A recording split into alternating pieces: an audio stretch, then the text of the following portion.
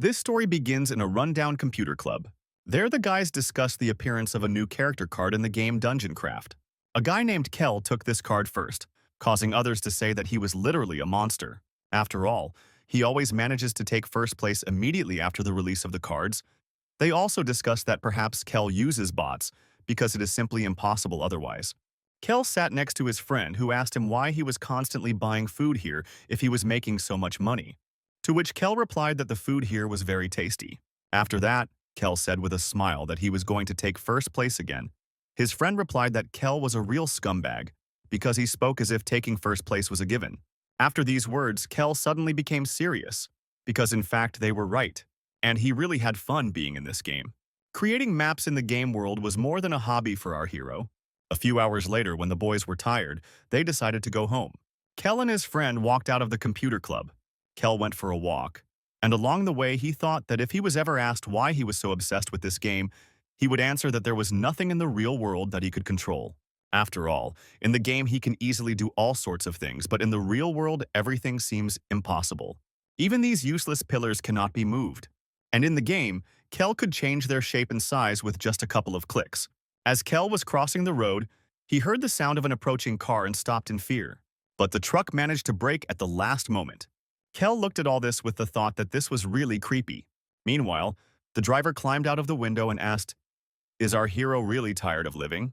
Kel slowly raised his hand and pointed towards the traffic light, on which a green light was depicted. The driver looked at the traffic light and wondered, when did it turn green?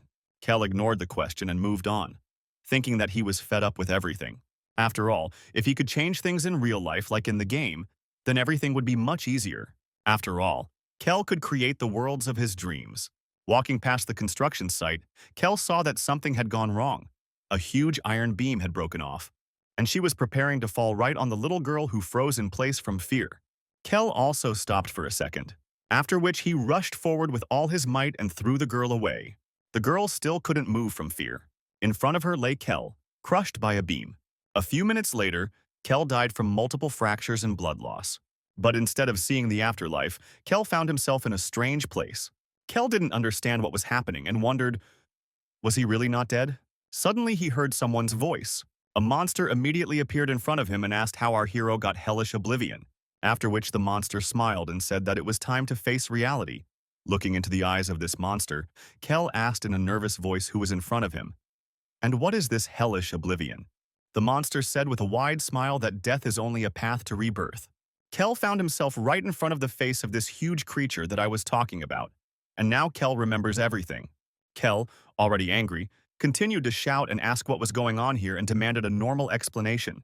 But the monster only said loudly that now Kel would open his eyes for the first time in his life, after which a bright flash illuminated everything around.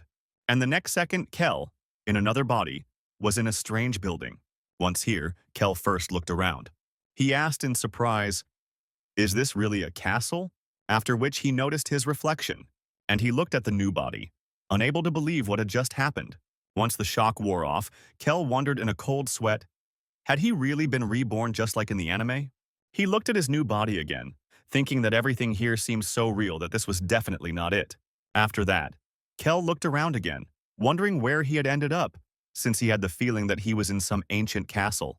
And the next second, our hero was cut down by a blade. Kel looked at the pile of iron sticking out of his chest and tried to understand what was going on here. Meanwhile, the girl with crazy eyes suddenly pulled out her weapon. After that, she ran up to our hero and asked how he felt. Kel looked at the huge hole in his body in complete shock. After that, he looked at the girl and asked why she did this. The girl with white hair asked why Kel was asking such a stupid question, after which she swung her blade and said that she hated her opponent and therefore was trying to get rid of him. Kel wondered if she really wanted to kill him, even though he had just been reborn. Suddenly, another man appeared who snatched the weapon from her hands.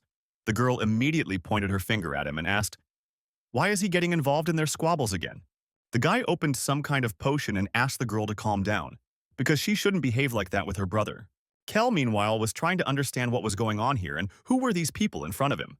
The man, meanwhile, leaned over, gave her the potion, and asked if her little sister was really bullying her younger brother again. Kel took the elixir from his hands and drank it immediately. After that, the guy asked, did Kel really just believe that this was a healing potion? Kel realized too late that he was right there, and then emptied his stomach. And what he drank burned his throat incredibly badly. Our hero's new sister leaned over and asked if the guy was really going to die now, after which she sadly said that she wanted to kill him with her own hands. The guy with long hair replied that it was unlikely that Kel would die, but he was clearly in pain. After which he sadly added that, unfortunately, the new recipe also turned out to be a failure. Kel, meanwhile, was clutching his throat and trying to understand why he was suffering all this time. Suddenly, the door to the castle opened. Someone announced that the Demon King had returned from a heroic hunt. Kel looked ahead. And I saw my new so-called father. The man looked at our hero and asked why he was hearing that nasty noise again. Our hero's brother and sister tried to explain something. However, the Demon King immediately appeared in front of them and grabbed them by the throat. He squeezed their necks with the words that the echo of the weak acetones in the walls of the Demon King's castle is humiliation. Our hero's brother and sister began to ask for forgiveness and beg their father to have mercy. Kel was finally convinced that these two were his brother and sister, and this means that the Demon King is his father. The Demon King looked at our hero and said that in his castle, he wanted to hear only two sounds, the sound of the birth of the great demon, and the sound of noble death. With these words, he kicked our hero with all his might and threw him away, leaving all his children on the floor. Kel watched the demon leave and thought that he really had been reborn in another world, becoming the son of the Demon King.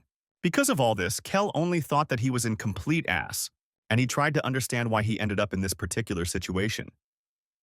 Was there really no one better to play the role of father? The world around him faded. Kel saw strange memories. There, he is still a very small demon who is crying because his sister poked him in the eye with a fork. Suddenly, a woman appeared in the memory. She hugged the child and said that he was probably in pain. Kel, with tears in his eyes, asked his mother to help him because his brother had poisoned his food. Our hero's mother smiled and said that in that case, Kel should take revenge just like demons do. Kel, with tears in his eyes, screamed that if he did this, they would kill him. His mother replied with a smile that in that case, Kel should kill them before they did it. She moved a little closer and told him that the Demon King, our hero's father, killed 12 brothers before becoming the Great Demon King. So if someone tried to kill the demon, you just had to destroy the offender. Immediately after these words, Mom took out a dagger and stuck it into her son's stomach. Then she hugged him and said that this is how demons do things. Suddenly, Kel woke up with a loud scream. In front of him was a maid who wished him good morning. Kel, meanwhile, was thinking that he had been reborn in the body of his former owner and was now seeing his memories. After this, Kel checked his body and saw that all his wounds were completely healed. This means that he has incredible regenerative abilities.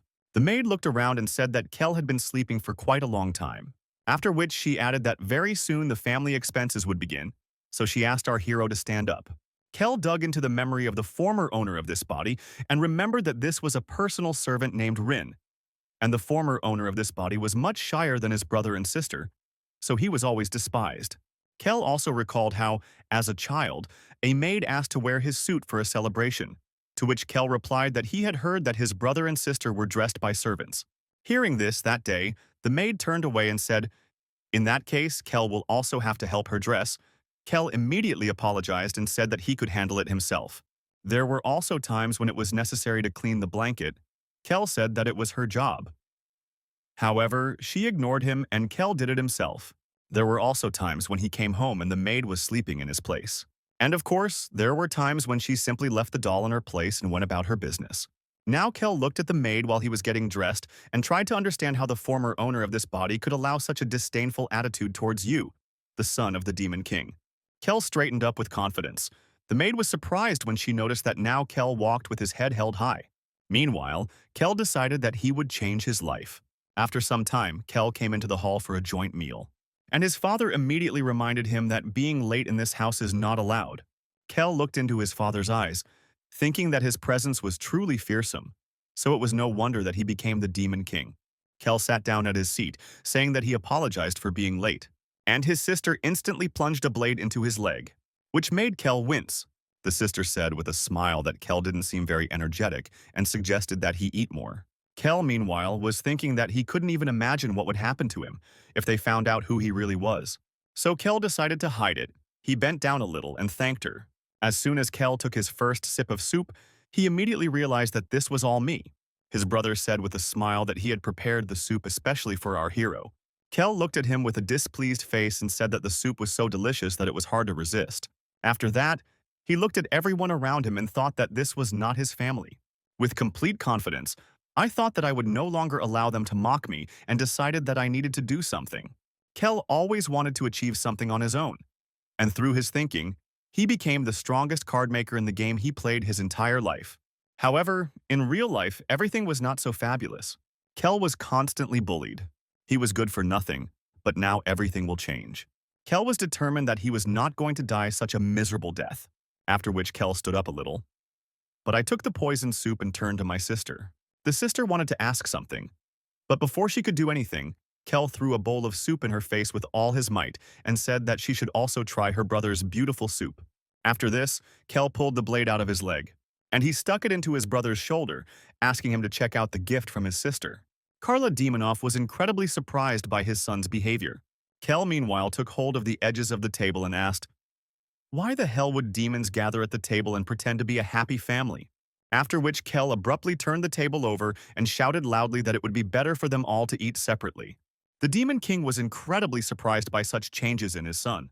The brother and sister also could not understand what was happening to our hero. After this, Kel decided to go for a walk. He was thinking that he was having a wonderful day today, and the maid was trying to understand what was happening to him. Kel was happy because despite the fact that he was beaten to a half-dead state for turning over the table, he still fully recovered in a very short time. Kel looked at his hand, thinking that there was some unknown power flowing through it. This means that he is indeed the son and heir of the Demon King. Kel sat on the edge of the ledge trying to understand how powerful his power was. After some time, the maids turned to the young master and said that classes on demonic energy would soon begin, so he needed to go there quickly. But Kel drank her down and said that he knew about it, after which he told him in a cold tone to stop ordering him around. Kel immediately turned away without waiting for an answer, leaving the maid completely bewildered. Why did Kel suddenly become so insolent? Now Kel was thinking that the classes on demonic energy, the studio on the memories of the previous owner of this body, were some of the worst tests in his life. However, Kel decided that he had no reason to miss them, after which he immediately went to class. It looked like a demon school. In front of them stood a teacher who said that His Highness Tarmi and Her Highness Zeldera, the brother and sister of our hero, would not join today. Kel looked around and thought that he knew these guys from the memories of the former owner of this body. They constantly bullied and beat him. They are real demons who catch you when you bully the weak, and our hero's brother and sister supported the others in this and said that there was no need to be polite, and they could mock their brother to the fullest extent. Kel suffered through this every time he was in demonic training. However, he understood perfectly well that the former owner of this body was not a weakling. He just had a huge and kind heart. Kel looked at his body again and thought that this time everything would be different. Smiling, Kel decided to channel his power into the right direction. The teacher said it was time to start and asked who fought in the last lesson. The red-haired demon pointed at our hero and said that it was them, after which he added with a smile, "Should he really have spoken to the young master?" And with a smile he apologized for his joke, while Kel was already angry. The teacher called both of them to the center and said that it was time to hold the second duel. The red-haired guy charged his hands with demonic energy and asked if Kel was ready. The other students thought that the young master would be beaten half to death again. Someone even said that your hero was probably tearing himself apart like a girl again. Because of this, Kel thought that he was in many ways similar to the former owner of this body, because in his past life, he was not rich, and he was also not strong, so everyone looked down on him. However, Kel confidently decided that all this was now in the past. He enveloped his entire body in energy, causing his opponent to tremble in fear. The other students were also surprised. They asked the question, "Is this really the same Kel?" Our hero's opponent noticed that he couldn't even move from his place due to such high pressure. Kel rushed at him like that, saying that today he would show him his strength by hitting him only once. And with one blow he knocked this big guy down, slamming him into the ground. The students couldn't believe it, because our hero's opponent didn't even have time to react. The worried teacher wondered if everything was okay with our hero's enemy. This guy lost half of his teeth. He called out our hero's name, causing Kel to freeze in place and ask who gave him permission to address the Demon King's son by name. The student immediately apologized to His Highness. Kel stood up slowly and advised him not to make such mistakes again. The others tried to understand how Kel did it, because on the surface he seemed to be the same loser as always. After this, Kel looked at the teacher and suggested continuing the lessons. The worried teacher immediately agreed. Our hero's maid, who was watching all this, stood there in complete bewilderment. Thoughts were spinning in her head that something was definitely wrong with our hero. And so it happened that on this very day, the Demon King decided to check on the school. He looked at his son, who had just fought back for the first time in his life. Meanwhile, our hero's brother and sister were in the healing baths. The sister was screaming about how Kel, like a real bastard, threw poisoned soup at her. And the brother responded that she should calm down and focus on recovery. After all, unlike their brother, they do not have the same incredible recovery as him. The princess immediately screamed that this was also strange and asked why only he had this ability. After a short pause, our hero's brother said that most likely Kel had changed. Inside, he thought about how when Kel flipped the table, it was only for a moment, but the Demon King could be seen smiling for the first time in his life. The sister also noticed this and asked how this bastard made his father smile too. Our hero's brother sat in the bathtub and said that things were really bad. The sister moved closer to him and asked, what should they do? However, he replied that she would probably rather die than decide to unite with someone. After that, he looked at her with a smile and said that they could temporarily arrange a truce and deal with our hero. The girl smiled and said that it was a good idea, after which they agreed to hover. Until they kill our hero, they will be together until he again attracts the attention of his father. The students moved into the classroom. The teachers created a projection and explained that the man in front of them was the former Demon King, Turk Khaldun. I looked at him at the heroes and thought that he looked like a real and crazy maniac. The teacher meanwhile said that this Demon King was the strongest in his time, but died as a result of a vile conspiracy arranged by the Heavenly Guild. And since then, guilds of opponents have been gathering near the Demon Kingdom. Kel immediately thought that in the memory of the former owner of this body, they occupy a special place. After all, it was because of these scumbags that Kel couldn't escape from the castle in the past. He was full of sadness because he would have to spend his whole life here. Meanwhile, the teacher was talking about how these scoundrels, led by the Heavenly Guild, were preparing to attack the Demon Kingdom. Therefore, in order to help His Majesty the Demon King, the students must put all their efforts into training and become stronger. After this lesson, our heroes went to the roof of the building on the 5th floor. He looked into the distance and thought about the need to find a way out of here. Because if you stay here, then Kel can die at any moment. Because of this whole crazy family. Kel turned to his maid and asked when the duel would begin, and she immediately replied that it would be in 3 days. Kel stood up slowly and asked if she knew that this castle had one weak spot. The maid tried to understand where such changes in our hero came from. And Kel, noticing the confusion on her face, said that they did not have a cartographer who could help use the terrain in battle. Kel said that the abandoned areas around the castle play into the guild's hands. Kel looked ahead and stated with complete confidence that he was going to spend the time before the next expedition mapping these territories. Kel smiled and said that he was going to help, to destroy every single enemy. However, inside, Kel was thinking that now was the perfect time to prepare for escape. Kel also thought that now he was no longer in his reality, which meant he could create any map. After these thoughts, he looked at the maid and shouted for her to go and set up an office for him in the dungeon of the castle. The girl asked why he needed an office, to which Kel also shouted. Answered that he needed a room where he could work in secret of his father. The Demon King, at this time taking a healing bath, thought that Kel would not hide from him. After that, I went to do my business before it was too late. In short, the demons wanted to make sure of something. A few hours later, the maid brought our hero into the office as he asked. Kel immediately shouted that for the son of the great Demon King, he was somehow too simple. The maid, with small tears in her eyes, replied that this was all she could do in secret. Kel yelled at her to do her job properly, then sat down at the table thinking that he had gone to treat her more harshly. The girl, meanwhile, with wet eyes, thought that now this was not at all the Kel she knew. However, in her eyes, he suddenly became incredibly cool. Kel noticed this look and said that she should not stand idle, asking for coffee. At last, Kel was left alone with himself. He opened the map and thought that the Demon King's castle was simply hopeless, after which I prepared to start creating a normal map.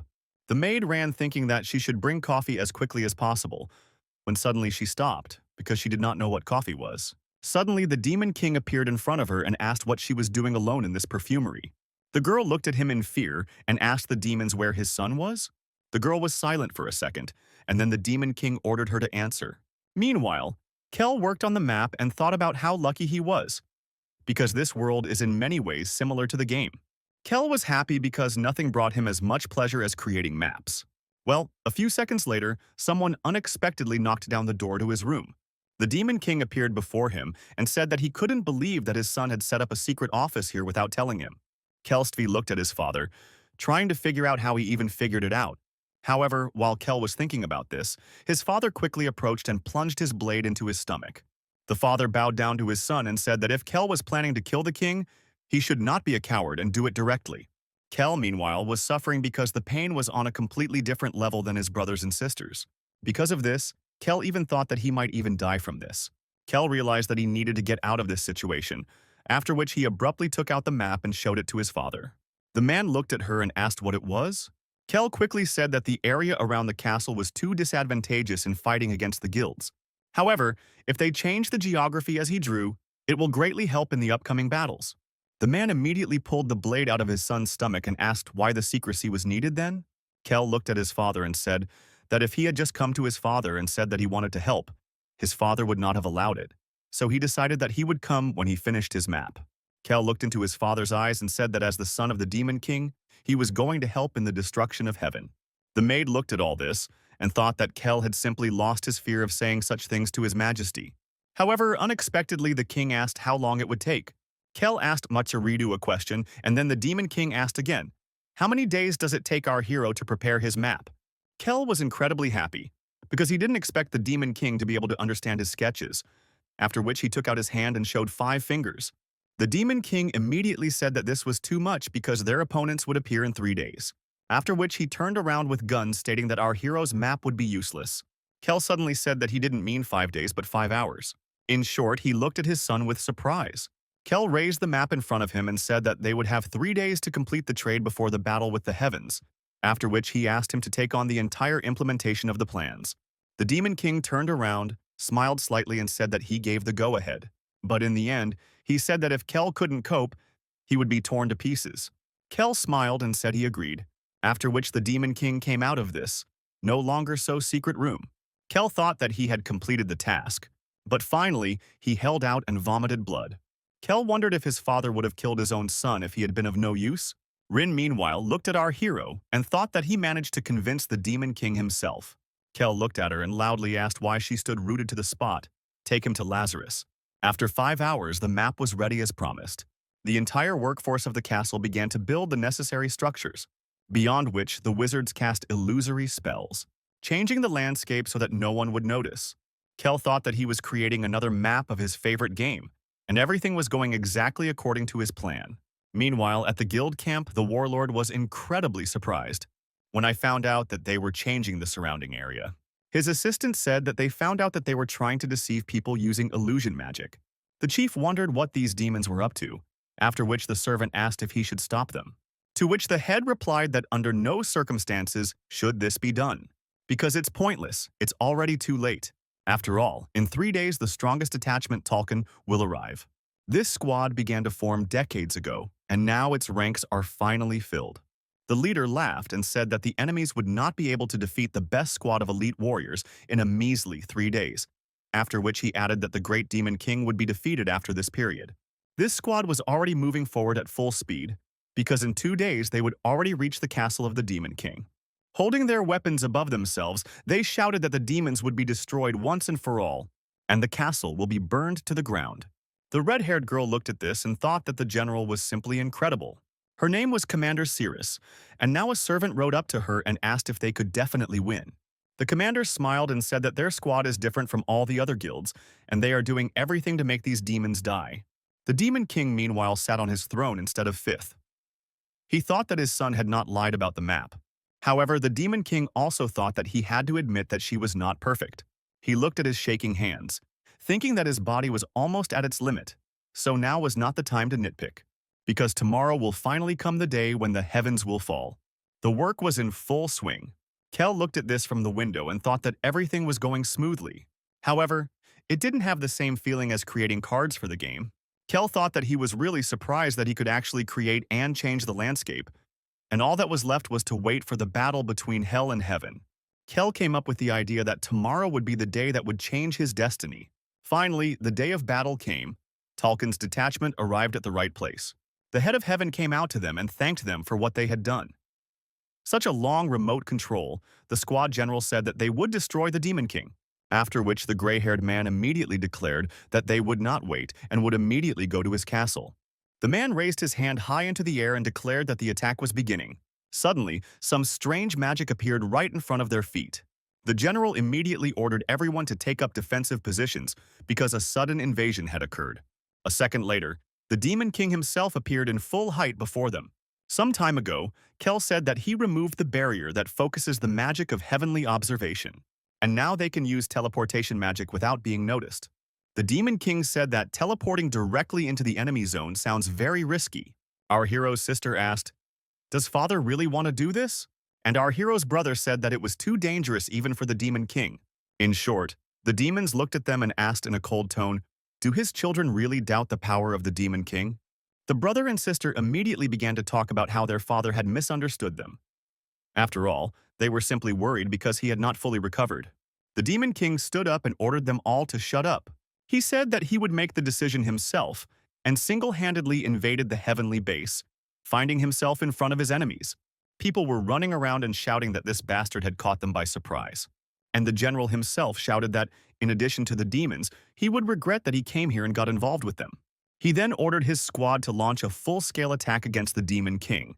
Meanwhile, Kel stood at the top of the castle and thought that all forces were gathered and everything was going according to plan.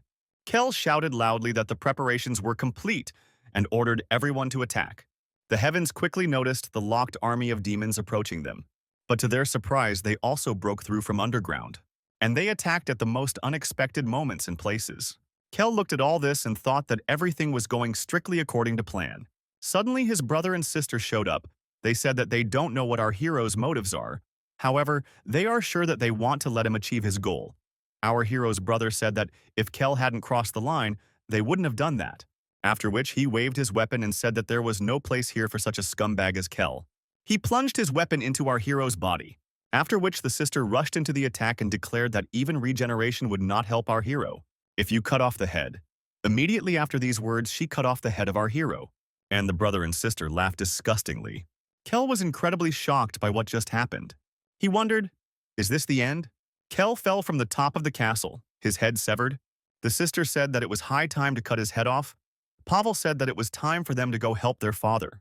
Suddenly, the sister abruptly pulled out a blade and thrust it into her brother's shoulder. She jumped up and said that he probably knew that it would happen anyway. The brother looked at the weapon and said that it was his mother's dagger and that it was forbidden to touch it. However, the sister replied that they were demons and they didn't care, because the weapon was created to be used. After which she pointed at her brother and said that if she killed him, there would be only one child left in the family. And this means that she will become the only heir. Hearing this, the brother immediately rushed into battle and said that he would finish her off. The sister also rushed forward and declared that the end had already been decided when she returned it with this dagger. They entered into a fierce battle. Kel, meanwhile, lay there and thought, "How can you be so bloodthirsty?" After which he closed his eyes and thought that this is exactly how he imagined these demons to be. But suddenly a servant appeared and grabbed the head and body of our hero. Shaking with fear, she put her head back and hugged the master. Meanwhile, the demons were advancing on the heavens. However, the guilds fought back successfully. In short, I was inside this whole hell at the time. And when he noticed the huge dragon, he thought that they hadn't seen each other for a long time. He suddenly jumped onto the dragon's head. He grabbed it and tore it off with ease. The general was furious when his pet was killed, after which he ordered all his men to attack at full power. There was an explosion, and when the dust settled, he already thought that they had succeeded. But in front of them, they saw the Demon King in his true form. The general shouted that the demons had transformed just like in the books, and the squad leader declared that this was the final form of the Demon King. The people's bodies shook with fear. The girl ordered everyone not to let fear take hold of them. Even the general couldn't stop the trembling throughout his body, so it was no wonder that the others were paralyzed with fear. The Demon King stood and thought about the fact that the only downside to his son's plan was that even if they could instantly transfer forces to the center of the heavenly base, it won't be so easy to go back. He knew very well that Kel had made a mistake here, but he didn't bring it up. It was not fitting for the Demon King to worry about some kind of exit. The Demon King also thought that perhaps Kel also took this into account.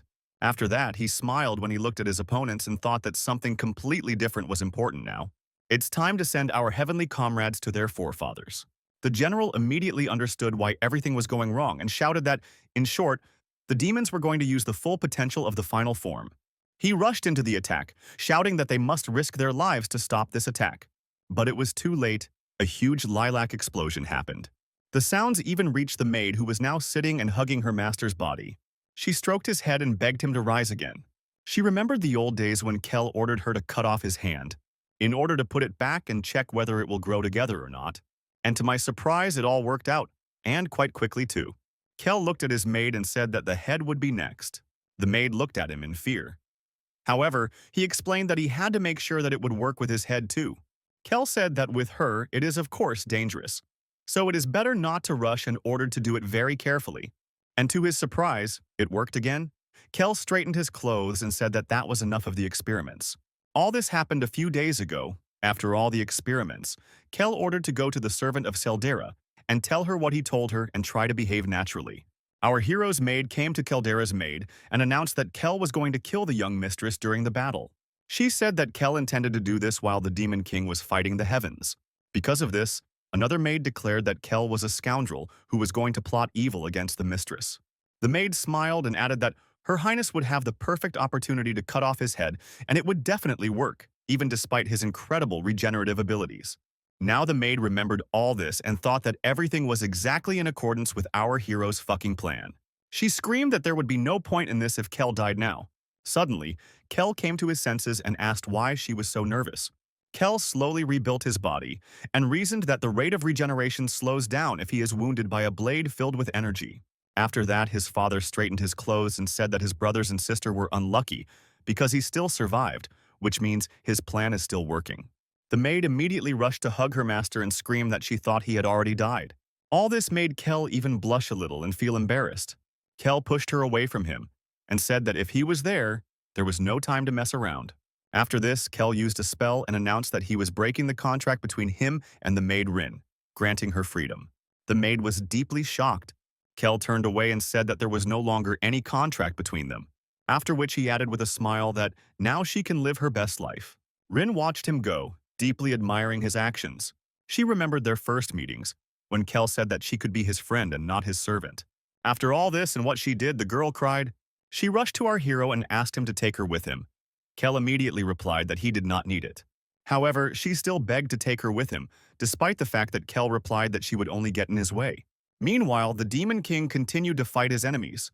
Squad Talon tried to understand how he managed to stand on his feet with such serious injuries, and they thought that before them was a truly great Demon King.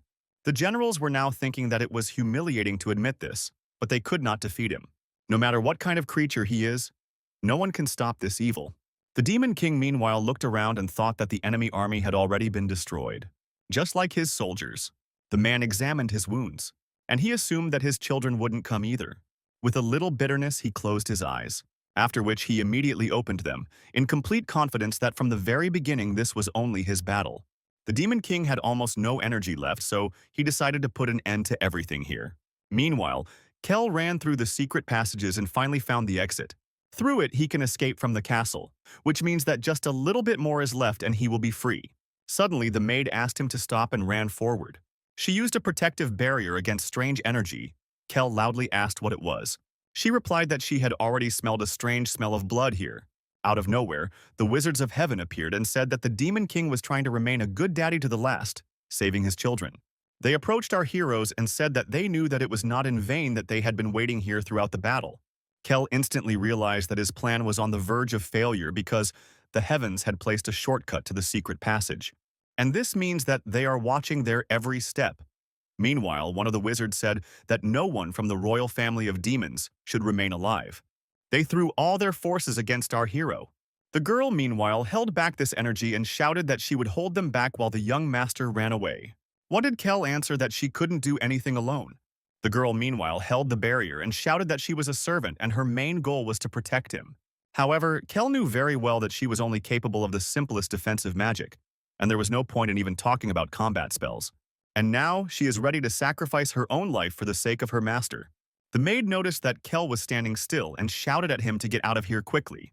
Suddenly, Kel put his hand on her shoulder and called her by name, after which he immediately threw her aside with the words that she didn't dare pretend to be a strong woman. Kel looked her in the eyes and said that if she was going to follow him, she needed to at least not die in front of him and not awaken the beast in him. Meanwhile, the wizards were shouting that they had no way out and that they would die now. They said that against our hero, the weakest in the castle, Even middle-class magic would be enough. However, Kel knew very well that the former owner of this body had always been shy and suppressed his strength and never demonstrated his true abilities. Which means that everything these idiots knew about the royal family was a complete lie. Kel easily repelled their attacks. The maid looked at this and wondered where the young master got so much strength from.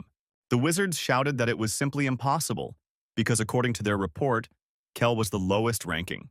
However, it was too late. Kel fought them with incredible ease. Grabbing one of them by the head, he asked, "Who is the low-ranking one here now?" The maid looked at all this and thought that this simply couldn't be. Kel had just defeated the heavenly mage. The rest said that this was just some kind of nonsense, because Kel was supposed to be a spineless weakling.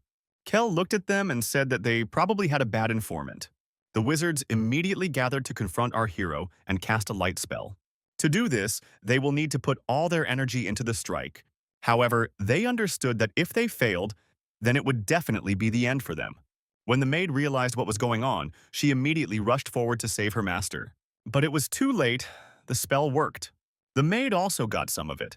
Kel tried to understand what was happening and why he couldn't move at all.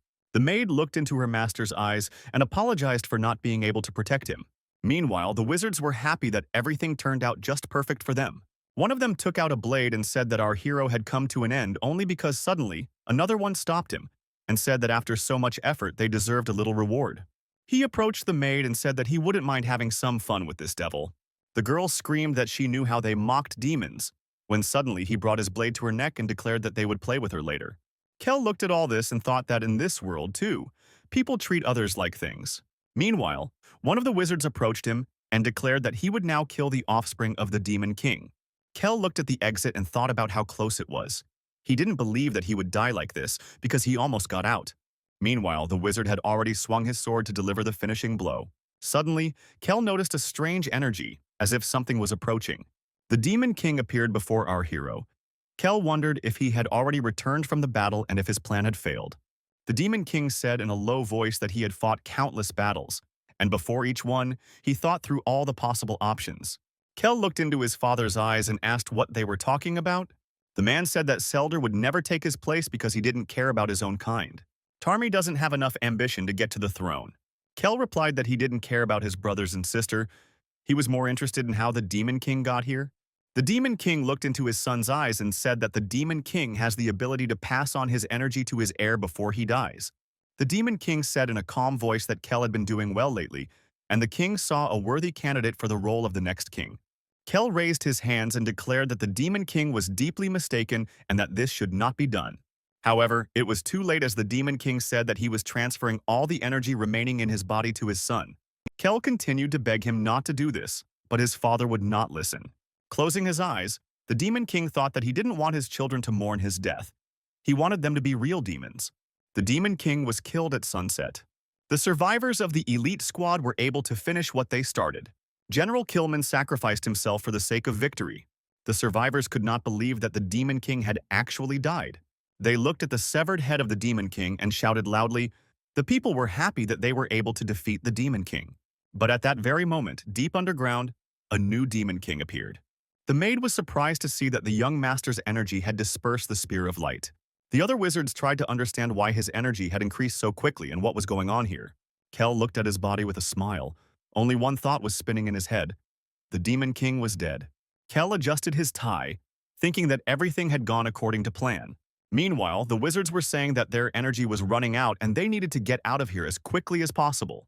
Kel asked the maid to stand still and went towards them. Kel looked at them. He felt inside himself, an endless void of darkness. That's what power he received. With one movement, he threw back two wizards, after which he looked at them arrogantly. Kel thought that his strength was now simply incredible.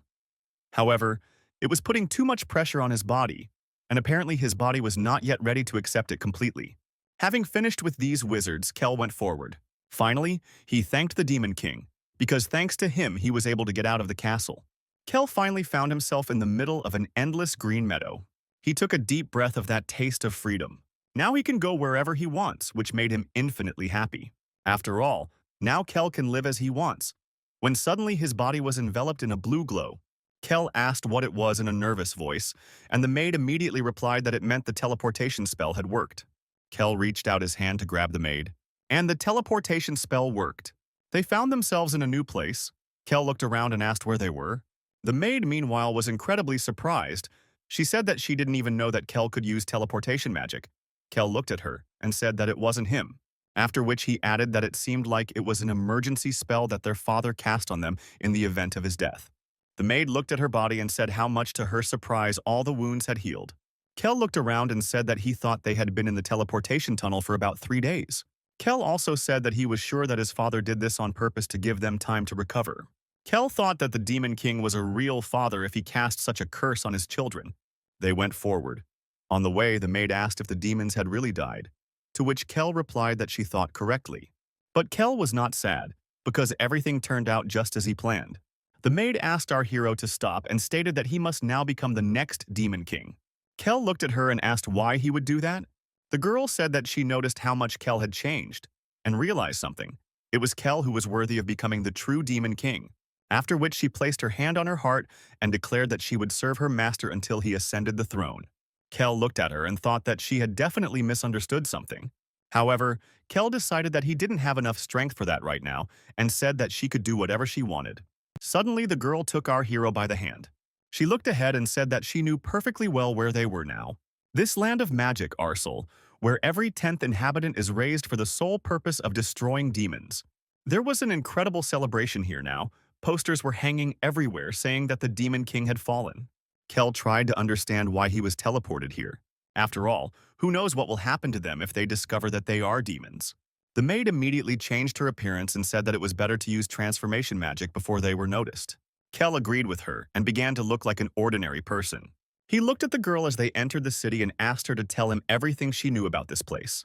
She explained that it was a small island state located on the eastern border of Talui. Blessed fortresses there by the name of Watergore dwelling in the nearby seas, its inhabitants were given the opportunity to develop magical abilities in you, which led to the emergence of powerful magicians. They have been at odds with the demons for a very long time, just like other countries under Talui's control. After listening to all this, Kel said that he understood how everything was arranged here. However, he asked why his father sent him to such a dangerous place. The maid said that if Kel was aware of the danger, then why was he walking around the capital? Because he wanted to escape as quickly as possible. Kel replied that the escape required preparation, so they could not rush. But the hero looked ahead and thought that, in order to fulfill his dreams in this world, it is very important to master magic. Literally everything about this city is based on her, and this is a great reason to get it. After all, here, magic is used even in architecture, and some of the buildings, thanks to its power, even fly. I looked at all this and thought that if he knows magic, he will create many more buildings than in the game. Suddenly, Kel heard the maid's stomach gurgling. Kel looked back and said he wanted a snack too.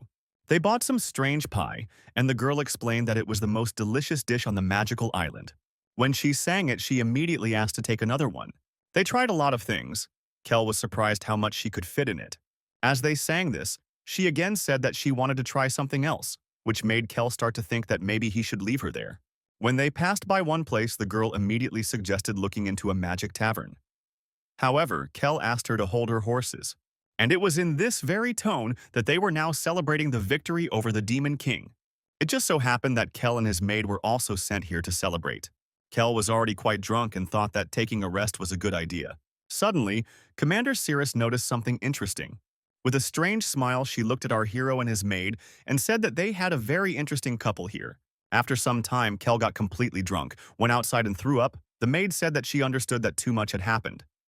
However, why did he have to drink so much? She also added that, on top of everything else, this feast was held in honor of the death of the Demon King. Kel looked at her angrily and reminded her that it was she who offered him a drink. Suddenly, they saw people running around. Kel was surprised and asked what happened, and the maid replied that she simply couldn't believe it, because until now, the hunt for the Demon King was the only S-level wanted list. And today another one appeared. She immediately grabbed our hero by the clothes and went to check what had happened. They went to the main building where the portrait of our hero, S-level, hung. People were discussing how surprised they were that the Demon King's offspring were still alive. After all, they thought that they were all finished, and Kel and the maid also couldn't believe what they were seeing. Kel asked loudly, why was he wanted? The maid immediately shut his mouth and said that the guy was simply very drunk. The others were surprised and asked questions. Isn't Kel the weakest among the Demon King's children? Because of this, they thought that they would cope quite easily and quickly. They also discussed how he was so weak that the building was more suited to a sea level, and were firmly convinced that all the hunters would be on the lookout for his head. Kel looked at all this and thought that it would be better for him to lie low for a while. He instantly sobered up and said that it was time for them to go. After 10 meters, she asked him how he should now call the gentleman in public. The hero replied that she could simply address him as Jack. The maid looked at her master in surprise and asked how he even came up with this idea. Kel replied that he didn't want to listen to unnecessary questions. They went even further, and along the way the maid said that they had big problems because she did not expect that people would find out so quickly that Kel was still alive. Kel replied that they needed to finish their business as quickly as possible and get out of here. Suddenly, Commander Cirrus met them. The girl had drunk a lot and asked, "Is it really true that another top-level wanted person has appeared?" Kel looked at her and said that it was so. The girl smiled and added that she also wanted to go and see. Kel remembered that in the tavern people called her the Hope of Arsel, and she was clearly not an ordinary citizen. The girl drank some more beer and said that it was sad to hear that the Demon King's son was still alive. Kel smiled and said that this guy seemed weak, so it clearly wouldn't last long. The maid also added that they would deal with him quickly. Ceres hugged the two of them sharply and asked if the boys really thought that way despite the fact that he was the son of the bastard Hell. After that, she looked at the two of them and said that she had noticed in the tavern that the guys smelled very strange. Kel and the maid realized that she had clearly figured them out.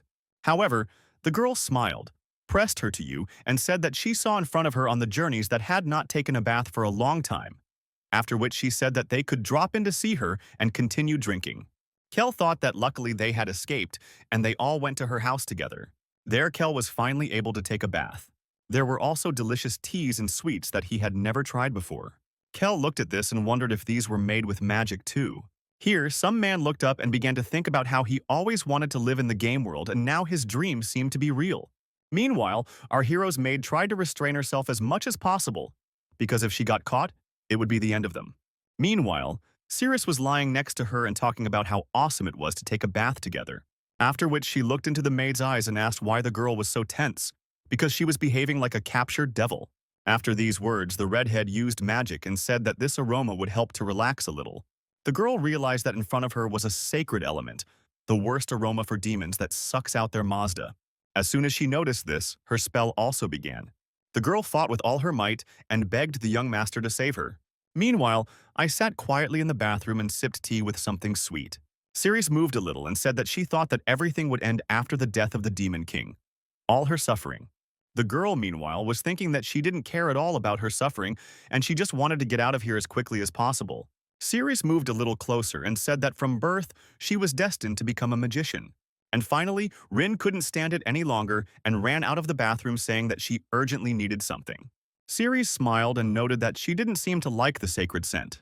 In the hallway, Kel met his maid and said that the hot bath was the right thing to do, and he enjoyed it immensely. However, Rin replied that now was not the time to discuss baths. She screamed loudly that her transformation magic almost dissipated. Kel asked why, and then the girl explained that the redhead used a sacred scent, and demons lose their energy if it is manifested by an advanced magician. Kel thought for a moment and said that in that case, things could really end badly. After that, Kel turned around and said that he would go take a bath and only once more, and then they would get out of there. However, the maid immediately stopped him and said that they needed to leave right now. Ceres saw something appear in front of them and said that no one would leave here. Again, they agreed to let in more glasses. Ka smiled and said that they really did say that, but it was really time for them to leave. The girl created a blue ball and asked, "Aren't they interested in trying drinks and food created by magic?" When Kel looked at this, he suddenly became serious, after which he approached her and said that, in principle, it was possible to drink some more. Outside the house, meanwhile, a squad of warriors had gathered to finish off the child of the Demon King who was in this house. They thought that there would be no more such chances. I must get rid of him at any cost. And inside, Kel and his maid were trying all sorts of delicious things. She suggested she try something stronger and immediately added that it was all made here on the basis of holy water. As soon as Kel drank it, he thought that everything inside him was on fire. You might as well bring a fire extinguisher. And he also thought with sadness that in vain he had fallen for culinary magic. The girl looked at these guys and said that they could talk about something. After a short pause, she began to talk about how in order to kill the Demon King, she joined the Talcon Squad and trained all her life, risking her life. She lifted her shirt and said that she got this huge chance during the exam. The maid replied that she didn't even notice him. Afterwards, Cirrus pulled her hair back and showed another scar. She said with a smile that she was missing one eye. After which she added that she hides her scars with the help of magic, because every time she sees them for more than a day, they catch up with her again. She lost your eye during the exam. The commander shouted that no pain should stop them because they were created for one single purpose, to finish off the Demon King. The girl has been saying since childhood that she was born to kill the Demon King. Ceres smiled and continued to talk about how she had spent her entire life trying to finish him off and had earned herself many scars. After that, she suddenly stood up, came close to our hero and ran her hand over his face, asking what they had been doing all this time. She lifted his clothes and said that he must have similar scars too. However, there was nothing there. The girl smiled, looked into his eyes and said that he had surprisingly very smooth skin and not a single scar. Kel understood why everything was going well, because her touches dispelled the magic. The girl leaned over the spirit of our hero and asked, "Is he really a demon?" Suddenly, Kel realized that she had known all this time who was standing in front of her. A few seconds later, a squad of wizards burst into the room. Ceres and the others looked at them in surprise. Kel and the maid realized with a start that she had led them into her trap. The girl smiled in the meantime and said that it was great that everything was assembled. However, the squad leader stated that the message from heaven was correct. She really did have no eye, and she was hiding it. And at the same time, she hid her demonic essence, the commander shouted. The man pointed his weapon at her and declared that Cirrus, the demon who had invaded Arsal, was the one. Kel and the maid immediately stood up. They couldn't believe what they had just heard. The girl immediately called her weapon and said that they were right, because she no longer had a reason to hide. After which, she added that this is precisely why she leaked information about being a demon. The wizard said that she confessed, so they no longer had any doubts, and they threw themselves in order to seize her. However, the girl pointed her weapon at them with a smile and declared that she was an elite magician of Tolkien, and clearly no match for some sorcerer of Arsal. Kel looked at all this and thought that things were clearly going badly. And then there were several big explosions. The maid couldn't believe that she had such powerful magic. Kel looked at all this in surprise and asked, "Did she really just protect them?" Ceres said that she knows very well that our heroes are also demons and that there is no point in trying to hide it with her. She looked into our hero's eyes and declared that she was the daughter of the Demon King. Kel and the maid froze in place from shock. The girl smiled and said that since they had little time, it would be better to show their memories using memory transfer magic. Once upon a time, a king conducted an experiment and one of them was successful. They have me, who is able to open the horns and demonic energy without any problems. The girl looked at her father and thought that he was the true Demon King. In short, the demon said that since his blood flows through hers, Cirrus is his daughter. However, from birth, Cirrus was an ordinary lab rat. Every day was a real hell for her. Horrible experiments were performed on them, and the only thing she could do was endure it. Finally, the day came when she found herself the only survivor out of all her peers. The girl decided that the same fate would clearly befall her. But now she is told that she is the daughter of the Demon King.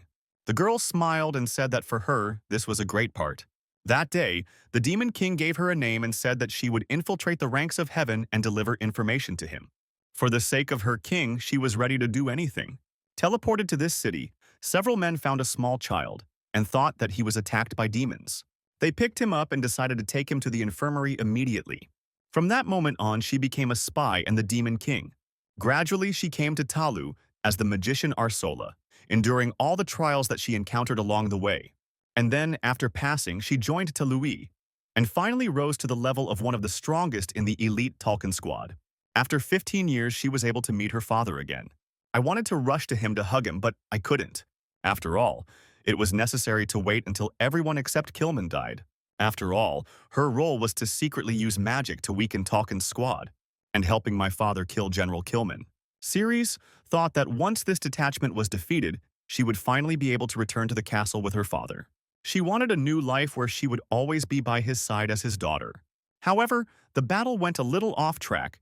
An exhausted Kilman looked at the Demon King and said that he had exceeded all expectations. Kilman acknowledged the Demon King as the strongest of all his opponents. The Demon King replied that he did not need the recognition of a pathetic man. Kilman smiled, saying that the king was not a man of modesty, after which he said that it was time to end this. The spell rose high into the sky. Kilman shouted that this was his last attack, into which he would put all of himself. Seeing this, the Demon King did exactly the same. Then, Cirrus realized that the Demon King would die today. However, it was too late. She could do nothing. At that moment, Cirrus heard his voice. The Demon King called her his daughter and gave her his final order, to serve the next Demon King as she served him, and to protect him until the very end. Cirrus burst into tears. When the collapse ended, she saw her father's head. Ceres wished that it was just a dream. However, the reality turned out to be much more cruel. Having witnessed the death of her father, she had to return to Talu as reinforcements arrived. There, people celebrated that they were finally able to defeat the Demon King. After all, they had been waiting for this event for thousands of years. And Cirrus decided to leave her post and return to Arsal, her second home, where she once carried out her father's first assignment.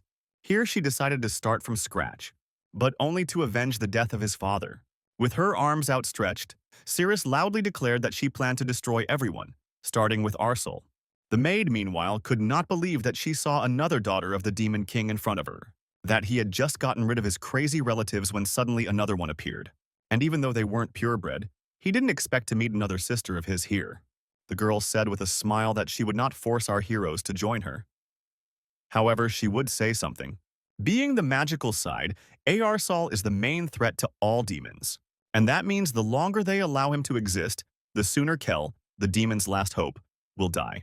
Kel was surprised. He didn't expect that she figured out even that he was the son of the Demon King. However, he clenched his fist, thinking that even in games, magic was one of the main forces in battle. And if they are not dealt with, then Kel finds himself in great danger along with the rest of the demons. Meanwhile, the wizards came here and said that they had probably already sent reinforcements here after hearing this explosion, so they couldn't let others take Ceres. They prepared to use the maximum of their energy for the next attack. Kel took off his disguise. He looked at the people and called them freaks who considered them their own but still attacked without a doubt. Kel stepped forward and said it was just self-defense. Ceres looked at him in surprise, and I noticed something strange. She felt his energy, which was the same as her father's. That night, they fought with the people for a long time. It must have looked like a massacre to the maid's eyes.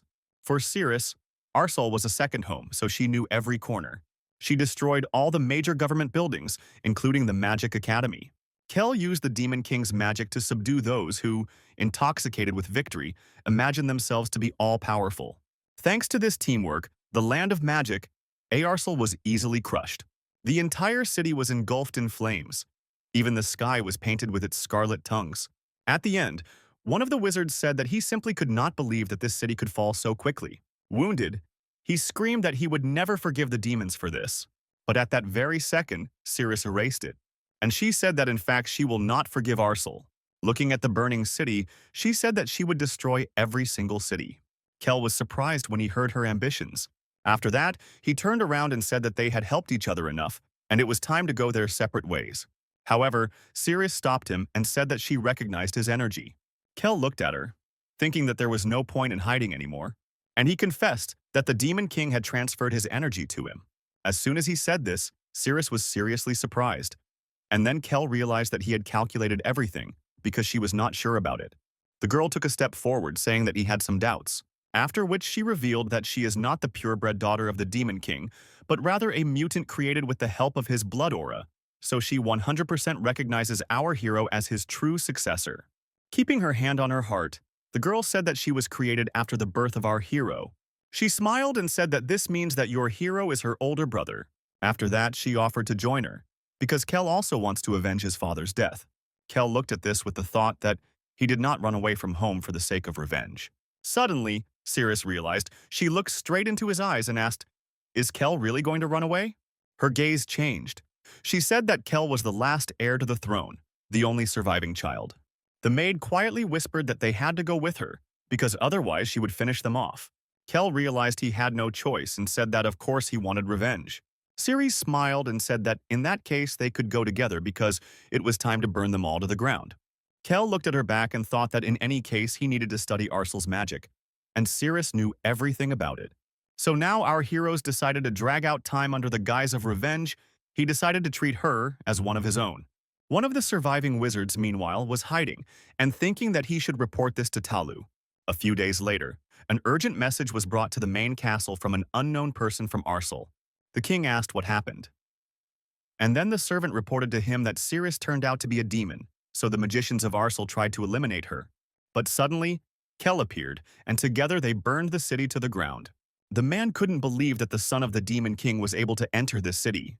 The servant suggested that Kel was somehow connected to Cirrus. The king was incredibly angry.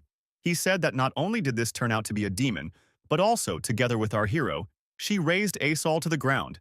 And if this information reaches the wrong ears, there will be trouble and the kingdom will be made a laughingstock. The king gave the order to kill Cirrus and Kel before people knew about it. And if their heads were not brought to him, the bitch would say goodbye to her position. An old man named Hayden swore on his own name that he would kill them, after which he turned around and slowly approached the head of the Demon King. He looked into his eyes and thought about how, besides demons, even after his death he haunts people. The man swore that he would destroy all his relatives. Afterwards, Hayden went to another man and asked why there was still no news from Killian's squad. He was told that the general should just receive a message because they trusted him to return immediately. In the entire kingdom, this guy Killian is the best knight, surpassing even Killman. And Korolev needed him here in order to kill these little animals. Now the young man was training. He was informed of the news that General Killman, his blood brother, sacrificed his life to defeat the Demon King, after which the servant said that the castle needed Killian to catch our hero. However, the guy replied that he didn't give a damn what Talua wanted because the demons killed his brother. He looked at the servants with a serious face and said that now he would destroy every demonic creature on the continent, starting with the Demon King's son. Our heroes, meanwhile, made a halt. Kel looked at what was in front of him and asked if there was too much meat for 3 mouths. Cirrus answered that Kel could not eat if she did not want to, and for her, it was just a snack. The maid asked how Cirrus didn't gain weight, to which the girl replied that it was difficult to gain weight if all of it quickly left the body. The maid immediately thought that this was simply a wonderful theory. Kel, meanwhile, thanked the gods that his new sister wasn't trying to kill him like the rest of his siblings. He also tried to figure out if she was jealous of him being directly related to the Demon King. Kel decided to ask her directly and asked if she felt any dislike towards him because he was the biological son of the king. Ceres immediately replied that she would kill our hero. However, she immediately calmed down and said that our hero has a little bit of the blood of the one she always loved and respected, so she cannot hate Kel. And what's more, if Kel is his direct heir, then she is obliged to protect him with all her might. Kel was surprised to hear that, unlike the others, she was going to protect him. The girl smiled and said that from now on she would dedicate her life to protecting our hero. Kel was a little embarrassed, but thanked her for her words. Rin, meanwhile, was trying to figure out why Kel was blushing. She decided to draw attention to herself and asked the gentleman to eat another leg, because he had spent a lot of energy and needed to recharge. Kel said that he didn't want to, and then the maid stood up and said that she would take care of him until she died. Kel looked at her in surprise and said that he understood everything and also asked her to calm down. Ceres looked up and said that other countries had probably already found out about the situation in the magical city. So a bunch of demon hunters would soon come here. This means that it is not safe here, and you need to find another place to spend the night. Kel looked up and said that this place was actually perfect. After that, he looked at the girls and said that they just needed to put in a little effort and they could easily create an impregnable secret fortress. Using materials at hand, they quickly built a fortress. And then when it was time to catch their breath, Kel. And the meaning of everything why they learned during the battle. Having used such a huge amount of energy, our hero needed to gain strength. Even the Demon King needed time to recover after a fight. Ceres, having expended much more energy, needed a longer period of rest than Kel, and so they spent the night peacefully in their fortress. The next morning, Killian arrived in Talua. The man looked at the guy and said that just looking at him gave him goosebumps. One of the squad members said that it seemed to him that the general had become several times stronger in a short period of time. After which the guy immediately added that his brother would be happy if he were here now. The elf behind him asked the guy to watch his language. The dark-skinned guy looked at the general and asked if he was sure they should answer the king's call. After all, even Kel's immediate death would not satisfy their anger now. Killian rose into the throne room. He looked at the head of the Demon King, thinking that this creature had killed his brother. The rest of the squad said it was just disgusting. Killian looked at his assistant and asked if the tracking spell would work on just the head, to which she replied that there was a chance.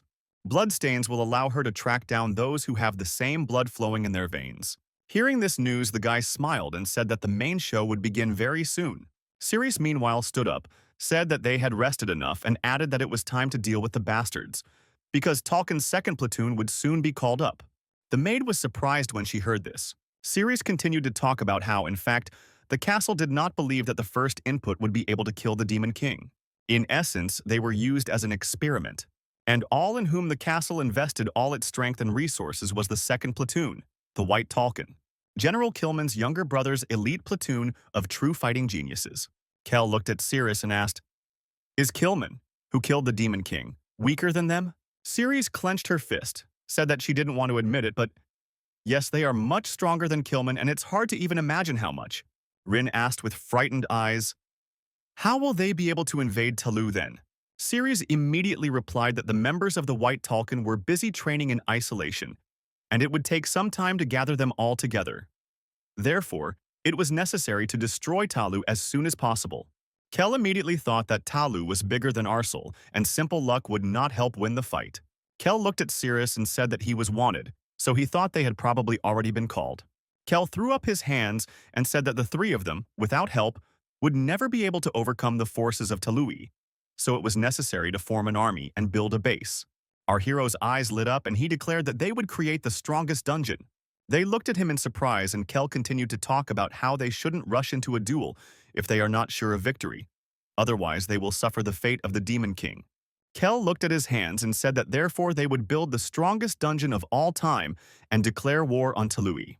Ceres smiled and said that she expected no less from the son of the Demon King. Kel was delighted because he was making up this speech as he went along.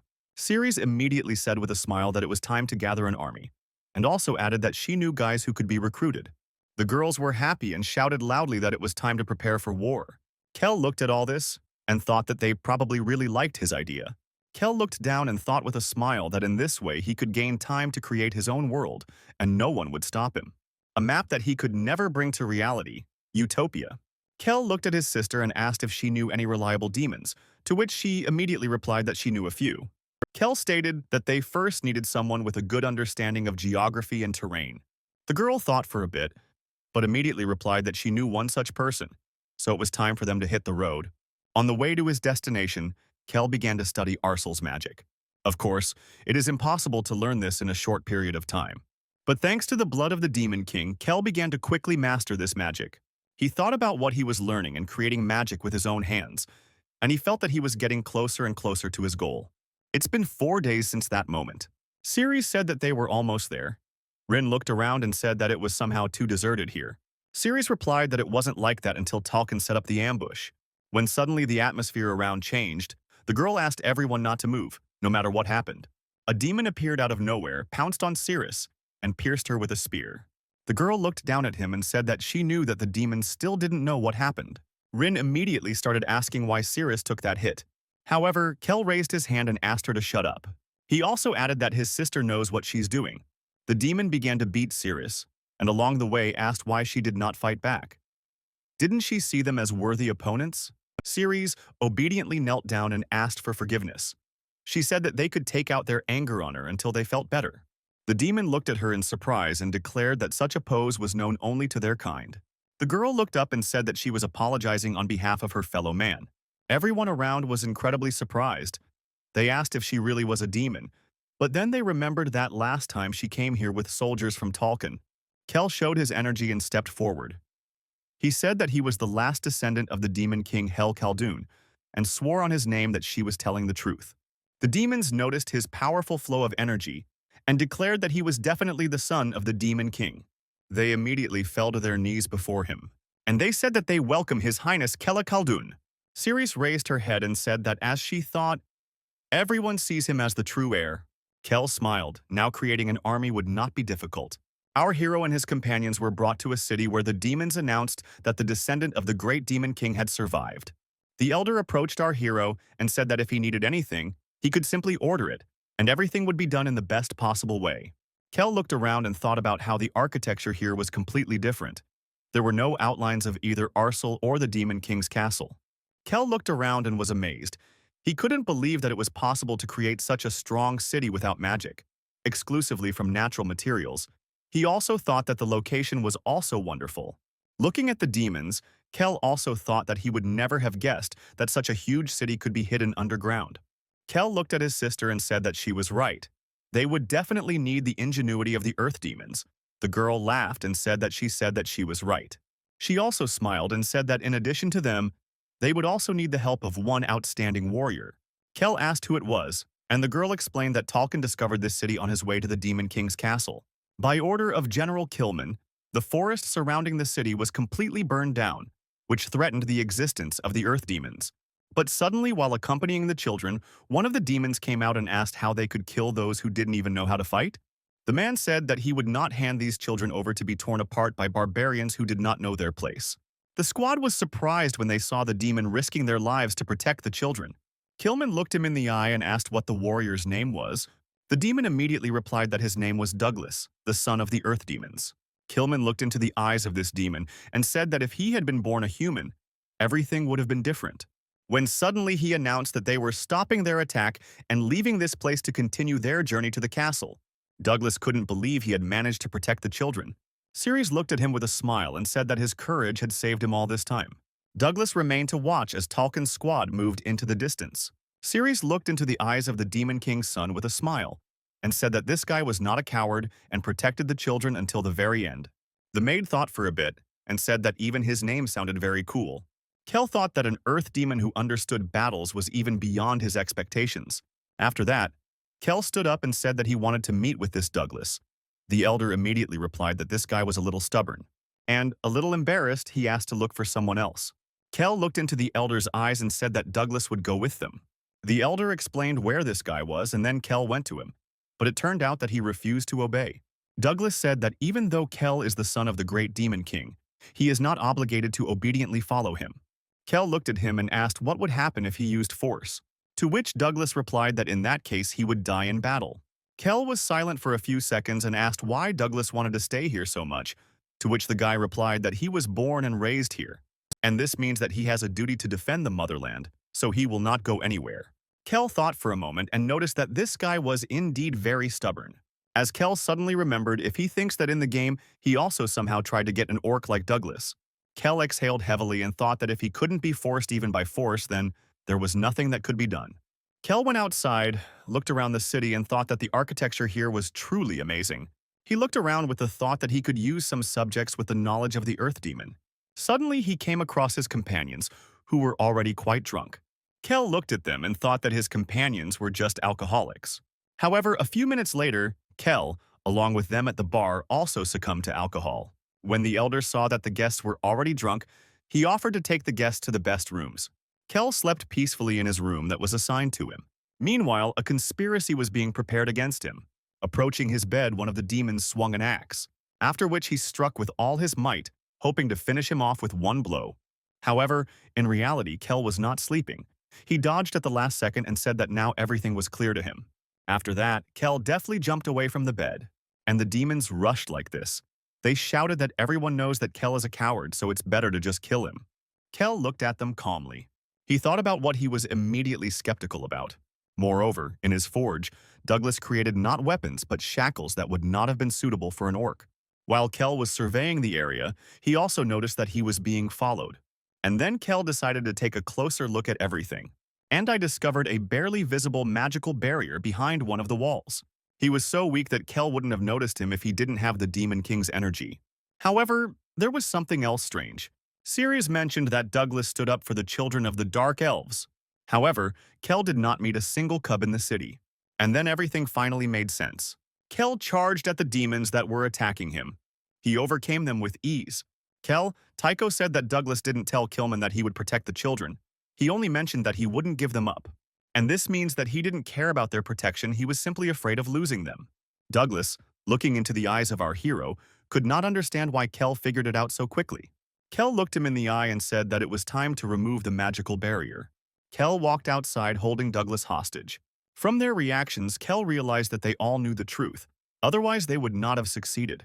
The elder asked, "Did Douglas really fail?" The man apologized and said that he was very sincerely sorry.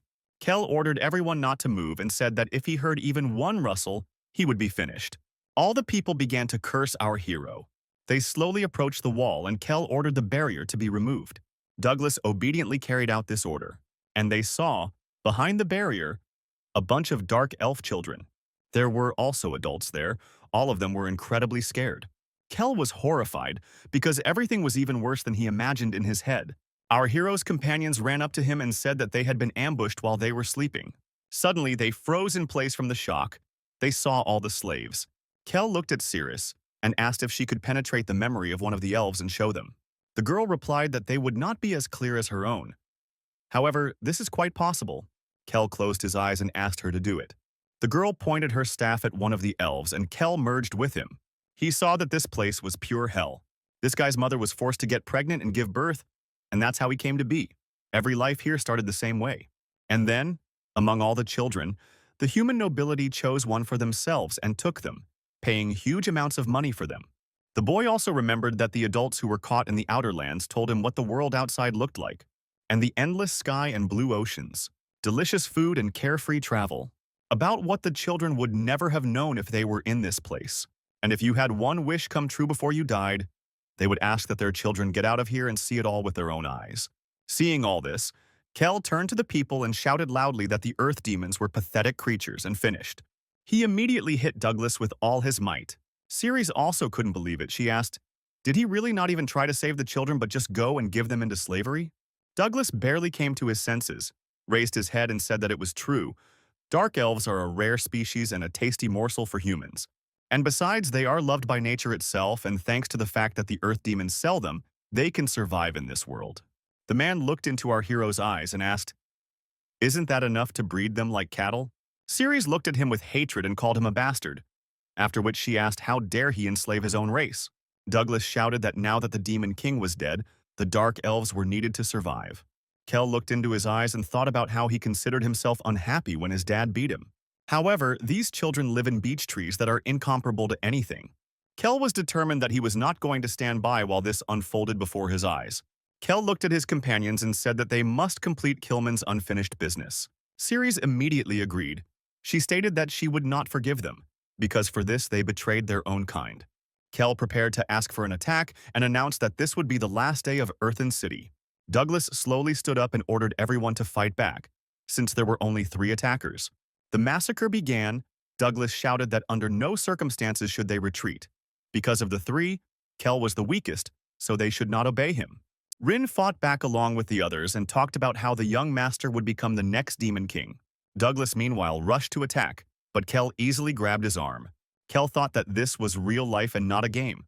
And if there was anything in his power that could help him change this world, then he would use it and would not sit idly by as before. The Dark Elves watched as 3 heroes rescued them from slavery. One of the girls asked, "Are they really doing this for them?" One man slowly stood up and said that they should help those who were saving them. His sister immediately began to stop her brother and say that it was dangerous to go there. She screamed that if they were defeated, they would be mocked again. Others also said that he should sit still. Hearing this, the guy stopped.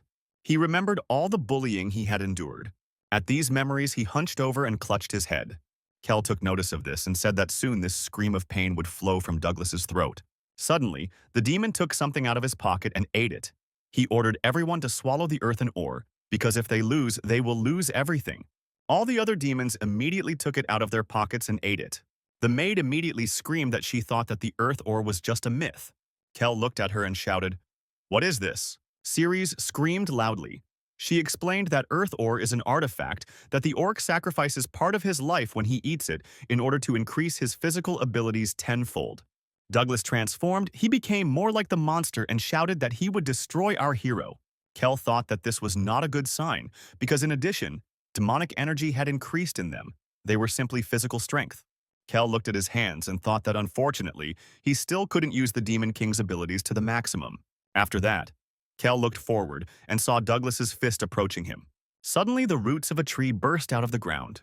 They completely encircled Douglas's body. The thin, dark elf, trembling with emotion, took a step forward. He said that they would never bully him again. The guy's name was Jack. The other elves were afraid and asked why he went forward. Douglas looked him in the eye and asked how the little bastard dared to stand in his way, after which he added that he would try to do it for the rest of his days. Suddenly, he noticed that Kel was already right in front of him, and was saying that this would never happen again. Douglas looked down and saw that he now had a huge hole in his chest. Kel looked at Jack and said that he definitely liked the guy. Jack stood there amazed at what he had just done. Douglas, meanwhile, was shouting about how he raised Jack, and he dared to betray his father. Breaking free from his shackles, Douglas screamed loudly that he would finish off Jack. Kel couldn't believe that his body had grown once again. But just as Kel thought this, he was immediately sent flying with one powerful blow. Kel hit the wall and wondered if earth magic was really that powerful. Douglas, meanwhile, rushed to attack Jack. He grabbed him by the head sharply, and he shouted that he would now rip off the little head of the worthless dark elf. Kel tried to figure out if this guy was crazy, why he was so obsessed with killing Jack and not fighting the real enemies. For a second, Kel thought that they were too far away and he wouldn't be able to reach them in time, so a long-range attack was needed. As soon as Kel thought about this, the world around him changed. Kel looked around and asked where he was. A strange silhouette appeared in front of him, explaining that they were in the subconscious. Kel looked at him and asked who was in front of him. The dark figure floated a little closer and asked, "Doesn't Kel want to know how to save this guy? Because even though time flows slowly here, you still have to act quickly." Kel looked at the dark silhouette and asked how to do this. "A strange dark silhouette," Kel said with a smile. "They are not yet ready to use all the power that the Demon King gave him. But as his mind and body enter deeper into resonance, he will be able to reveal more and more abilities." Kel ordered him to shut up and asked what to do. The dark silhouette said that there is one way. After that, he said goodbye to our hero. When Kel blinked, he found himself in the real world, and in his hands was the fire arrow of hell, a powerful artifact. Kel immediately raised his bow and fired it. Jack wrapped his body in roots, and the arrow hit its target, causing Douglas to burn alive. Kel looked at it in surprise and thought that he really did it. The monster, meanwhile, tried to extinguish the flames on itself. However, nothing worked for him. Kel looked at his new weapon and wondered what kind of creature was speaking to him in his subconscious. Meanwhile, the maid continued to fight and said that there were too many of them. And Sirius shouted that because of the ceiling, she couldn't use explosion magic. Kel drew his bow and said that he would deal with them himself, after which he fired several arrows at once. Sirius was amazed because the fire arrow was filled with demonic energy, which means that our hero's energy became stronger. Kel, meanwhile, was happy long-range weapons rule. About 40 minutes passed. Our heroes stood in the middle of a dozen corpses and could not believe that they really dealt with an entire city. Sirius held the earth ore in her hands and said that these demons turned out to be much stronger than she expected. The maid added that she didn't even know that they give away part of your life in exchange for power. Kel thought about the need to find out the details and said that the time had come. He looked at the dark elves and declared that they were now completely free. Kel asked them not to fall for such bastards again and to live independently. The dark elves could not believe that they were truly free now. They asked, could they really take their children and leave this damned place? Kel said that it was so, and then they all knelt down and thanked our hero for saving their lives. Ceres took the earth demons into the team. Failed. These freaks deceived her. The maid replied that it was a pity, of course, but nothing could be done about it. Such was fate. Kel looked at Jack and asked if he was from the outside world. The guy raised his head and said that it was so. Kel said that he believed he had no family to stay with. Jack bowed his head and said that was true. Kel stepped forward and offered him to join his team because they needed an earth demon with good local knowledge. Jack looked ahead and said that he was not an earth demon and didn't really understand anything and so on. His hands shook and he said he would be useless. Kel asked him not to worry because Jack is an elf who has been given the love of nature. And besides, Jack proved that he was ready to stand up for himself in the face of danger. Kel extended his hand and said that this was more than enough. Jack doesn't even remember what his parents look like. One day he found himself alone in an unfamiliar area, and then someone suddenly grabbed him and left him to rot in this place. His whole life was a living hell, and he no longer hoped that all this would ever change. With tears in his eyes, Jack looked at our hero and asked, could he really leave here and follow Mr. Kella? Kel looked at him and said that the guy would not be his follower. They will become comrades. Hearing this, Jack's eyes filled with tears. He took our hero by the hand and slowly rose, thanking him for everything. This is how Kel dealt with the earth demons and called the dark elves from captivity. Kel was a little worried about how they would feel in freedom, but they are creatures protected by nature. So wherever they end up, everything will be better than in that nightmare. So the four of them went forward. The maid immediately said that Jack was new, so he would listen to everyone else. Jack immediately agreed. Ceres thought for a moment and said that they now needed to find a river. Jack immediately replied that he felt water in the south direction. The maid shouted loudly that Jack was a good boy and she recognized him. Kel looked at his sister and asked why she needed the river. The girl smiled and said that they wouldn't last long on their feet, so they needed to saddle someone as soon as possible. And the easiest way to find animals is near water. The maid was delighted and suggested catching a dragon. Ceres looked at her and said that this would not happen, and that at least finding a unicorn would already be a success. Kel agreed and said that then they would go in the direction Jack indicated. After some time, they reached the river. A little later, Talcon discovered the Earth Demons. A member of the squad said that only one person from the entire city survived. A little earlier, Talcon made a stop, and one guy asked why the tracking spell wasn't working. The fortune teller said that she did not know. However, several demons were found in different places. Tank immediately looked at her and asked, "Is there really no way to determine which of them is Kel, since it cannot be that so many of the Demon King's offspring remained alive?" The fortune teller replied that it was impossible to determine which of them was Kel. The elf looked at her and asked what they should do now, since there was no time to catch absolutely everyone. The squad leader said that they don't really have any elections, so they will hunt other demons scattered across the continent. The fortune teller said that she can only teleport long distances alone, so she can check the nearest place. The guy with blue hair said that they would settle accounts with her, while they themselves would do the killing, that is, the cleanup. The girl slowly stood up, opened her eyes, and used teleportation. The squad leader said it was time to begin the demon hunt. The girl looked at the only surviving demon and said that they felt the weak energy of the child of the Demon King here. Could it be that he was passing by? The Earth Demon said that it was so, and this freak exterminated their entire tribe. The fortune teller calmly asked where he went next. The demon replied that he did not know where they were going, after which he immediately received an arrow in the forehead. The girl said that there is only one road to hell for the useless, and I decided that I would probably have to go. So I followed the weak energy. Our heroes, meanwhile, reached the river. Kel reasoned that it was amazing that Jack led them straight to the river guided only by smell, despite the fact that it was several days away. Rin immediately shouted that Jack was a newbie and told him not to confess.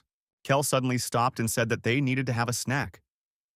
After all, they had been without normal food for several days. The maid immediately said that she was excellent at cooking fish and she would handle it in no time. But as soon as she said this, Jack appeared, holding a dozen fish in his hands. Kel immediately asked how he managed to do this. But Jack replied that he changed something in the river flow using the power of nature. Cirrus said that his magic was simply amazing. The maid noticed that she was too useless, raised her hands sharply and said that she would start a fire. But Cirrus got ahead of her. Kel looked at all this and said that magic is really a useful thing. Rin felt unwanted and was not in the best mood. When they finished cooking the locked room, everyone said that it turned out very well and praised Jack for cooking the fish. And he asked if she was really hungry. The girl replied that she didn't want to eat. Ceres smiled and said that in that case she would eat her portion. The girl said that she didn't care. Kel noticed that Rin was sad because she was useless and decided to think of something. He looked up and said that one fish would not be enough and wondered if there was any fruit here. The maid immediately said that she would go get it. Jack quietly said that he could find the fruit faster, but Kel interrupted him and said that Rin could handle it herself. Kel looked at the girl who was already running as fast as she could, screaming that she would bring the juiciest fruits. Ceres sat down next to her brother and said that she was surprised that he was so attentive, saw that she was loaded, and decided to immediately cheer up. Kel turned away and said that he just wanted something sweet. Ceres laughed, looked at Jack and asked if they could find unicorns here, to which he replied that he often met them in childhood. And there is a similar smell here. Kel thought about hoping that there were dragons here after all. Ceres immediately screamed so that she was surprised that Kel was the same as the servant for the fifth and added that there were no dragons here. Rin, meanwhile, was running around looking for fruits. She didn't even pay attention to something. She jumped on the dragon to pick the fruits. She didn't want to let some newbie surpass her. As she picked up the perfect ripe apple, something dawned on her. Directly below her was a huge dragon. The situation was quite acute, but Rin did not lose her head and screamed with all her might from fear. Kel, meanwhile, asked Jack, "Can he really feel the energy of the earth?" The guy replied that he doesn't know how to describe it in words, but he feels the energy of nature at a certain distance. Kel thought, "I wonder if this is similar to how we look at a map in a game." Ceres said with a smile that his ability would be perfect for searching dungeons. However, Jack sadly said that such an ability only works over a short distance, so he doesn't know how much help he can give. Kel looked at him and asked if it was possible to increase the range through training, to which the guy replied that he had heard of one method. Kel immediately asked what this method was. Jack explained that if he absorbed the stone and the clairvoyance of a dragon that had lived for over 1,000 years, he would be able to expand the distance at which one could sense the energy of nature by several hundred times. When Kel heard that they were talking about increasing the ranges several hundred times, He said that it was incredibly cool. However, the sister immediately replied that finding the dragon was not an easy task, and even if they found it, they would definitely not be able to kill it. Kel looked at her in surprise and asked, "Are dragons really such strong creatures?" She replied that this is true. They are essentially at the top of the food chain. And besides, dragons hate demons. And only some people who are naturally gifted with this ability, who possess great strength of will, can tame them. Kel said that it was quite ironic and asked, "Are humans the only ones who can tame a dragon?" The girl said with a smile that she was not going to interfere with the nature of dragons. After that, Kel added that it would be great to get at least one such stone to level up. The girl replied that they would never be able to find the dragons, so it was better not to bother their heads with it. Meanwhile, the maid tried to run away as fast as she could from the evil dragon that was chasing her. She ran to the camp, and then all our heroes were incredibly surprised when they saw that she brought a huge dragon. Kel immediately ordered the others to get up and said that they needed to run away as quickly as possible before he ate them locked up. After that, he added that Cirrus generally said that there were no dragons here. So why is he here? And why is he so huge? The girl replied that she didn't know and that she had never met such dragons in her life. Rin kept screaming, and then Kel ordered them to shut up. After all, he wouldn't leave her alone if she didn't stop drawing attention to herself. The fortune teller heard these cries. She was surprised when she discovered that there was a dragon nearby. After some time, our heroes were able to hide by weaving behind huge stones. When he left, our hero's sister immediately screamed at the maid who went for fruit and brought a dragon. The girl cried and apologized. She begged him to forgive her because she didn't know that he would stumble upon such a creature. Jack thought for a moment and said that the dragon was clearly large and that its size indicated that it had lived for more than 1,000 years. Kel said that it turns out that this is what they need. The fortune teller who was sitting next to our hero added that this means that there must be a clairvoyant stone in it. Kel looked at her and said that they had a great opportunity, after which a strange tension appeared in the air. After a few seconds, Kel asked who she was. Ceres immediately stood up and declared that this was a fortune teller from the White Talkin' Squad. Everyone else immediately stood up and asked, "Have they found them yet?" Kel instantly summoned his bow, and everyone else also prepared to attack the girl.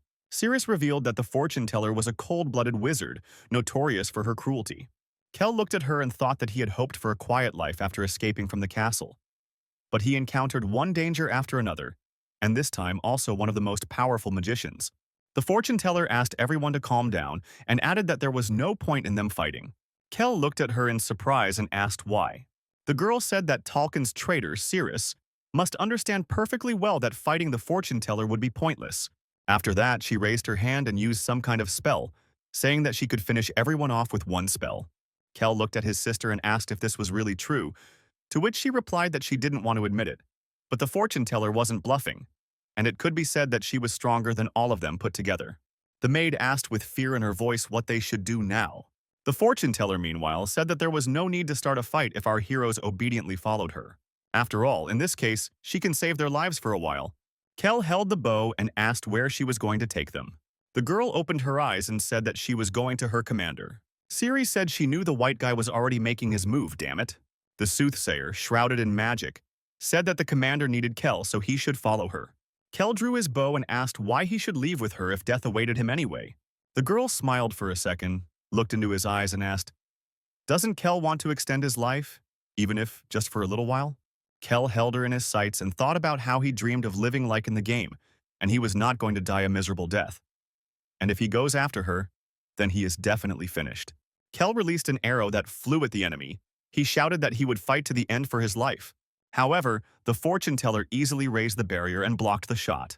Ceres also used her magic to attack the fortune teller, and Jack also used tree roots. He is the only one who was able to get through the barrier. Yes, and grabbed the girl. The maid also rushed into the attack with the thought that she had always been a burden to our hero, so she was not going to die without doing anything. She rushed to beat this dome and shout that she would protect his highness. But the redhead immediately warned her. She said that under no circumstances should she engage in close combat. Immediately after this, the fortune teller pushed the girl away from herself. She threw off Jack's shackles and said that in that case, all she had to do was bring the dead carcass of our hero to the commander. The girl flew into the air and used the snowstorm spell. At the very last moment, our hero's sister managed to raise the dome to protect herself from this attack. The maid looked at our hero and said that she apologized for being so useless. However, the redhead said that now was not the time for whining, because her shield would not last long. Kel looked at her and asked if she could remove this spell, to which the girl replied that even if she could, it wouldn't work for the fifth. After all, they are on completely different circles of magic. Kel said that the shield is about to crack and at this rate they won't last long and will die at the hands of this bitch. Kel tried to figure out if there was a way, or at least one way, to get out of here alive. Suddenly he remembered something. That creature in his subconscious. It clearly should help. Kel closed his eyes and screamed loudly, trying to dive into his subconscious. The sister looked at her brother in surprise and asked what was going on. Did he really want the shield to crack faster? Kel came out with a huge amount of energy and tried to imagine this dark silhouette. Even the dragon noticed the release of this dark energy. The fortune teller said that she feels the energy of the Demon King in our hero, and it seems to be directed only when he is so tense. She thought for a moment and added that now it was clear why she had been unable to determine his location. But even so, he was already finished. Kel, meanwhile, was trying his best, but he was failing, and he wondered why he couldn't penetrate his subconscious. Shouldn't he be on the brink of life and death when he wants to dive into it? Meanwhile, the shield finally cracked. The redhead declared that it was about to collapse. And after a few seconds, the shield finally fell. Kel looked up and prepared for death. Suddenly, a huge dragon appeared and covered our heroes with its body. They looked at this in surprise and did not understand what was happening. The fortune teller was also surprised because it was the first time she had seen such behavior in dragons. The dragon, meanwhile, descended and covered our heroes from this attack. After that, he bowed before our hero. Kel was surprised it touched his face, and suddenly he saw that the dragon had the same eyes as him. Suddenly, he saw the dragon's memories. In the memories, our hero's mother was floating on it. And this means that they clearly knew each other. Those memories were so bittersweet and tender. The dragon mentally addressed our hero and ordered him to escape. Kel couldn't believe he was hearing the voice of this creature. After these words, the dragon burped up some kind of ball. Kel took it in his hands and asked what it was. It was some kind of dragon in his mind, and she replied that it was his clairvoyant stone. Kel asked why the dragon was giving away this stone.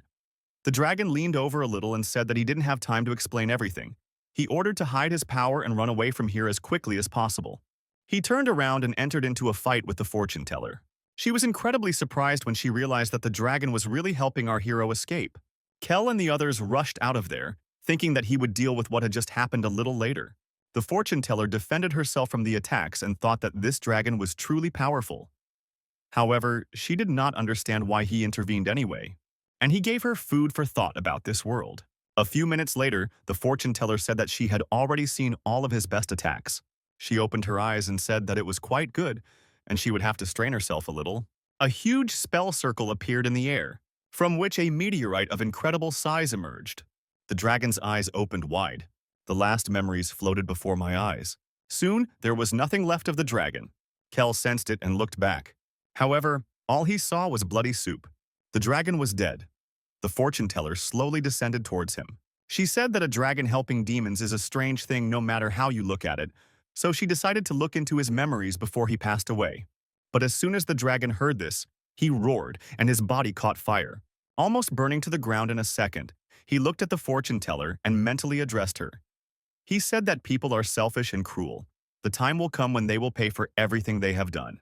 After which his ashes were scattered by the wind.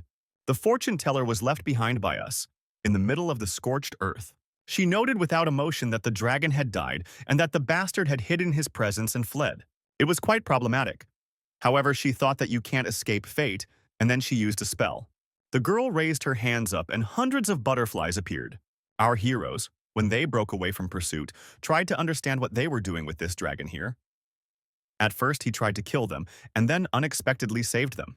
Jack said that he noticed that the dragon wanted to help the master. The sister added that he appeared when Kel used his demonic energy, so they are probably familiar. I was able to look into his memories, and most likely in the past, this dragon knew our hero's mother. The maid immediately said that dragons usually don't get along with demons, so it's surprising that it turned out this way. Kel replied that he did not know. However, in his memories, he clearly felt both joy and bitterness. Jack asked if the dragon had given him anything else, and then Kel held out the stone of clairvoyance. Ceres immediately said that it turns out that he not only slept with them, but also gave away his stone.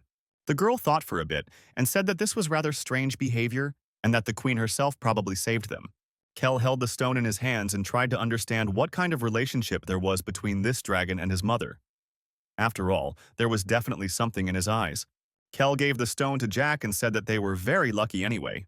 Ceres immediately replied that lucky was not the word, because the white Talcon was already tracking them down, so they needed to prepare for the next arrival.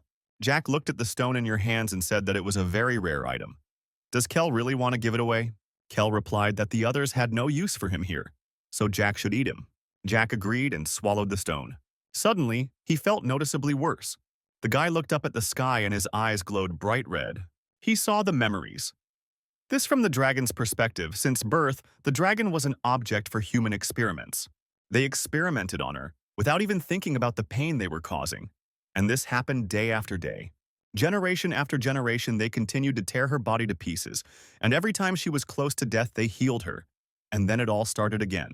Hundreds of years passed, and the feelings became dull. They broke the psyche of the dragons. Noticing this, people were happy. They said that in their generation the roar stopped, and I can't call it progress.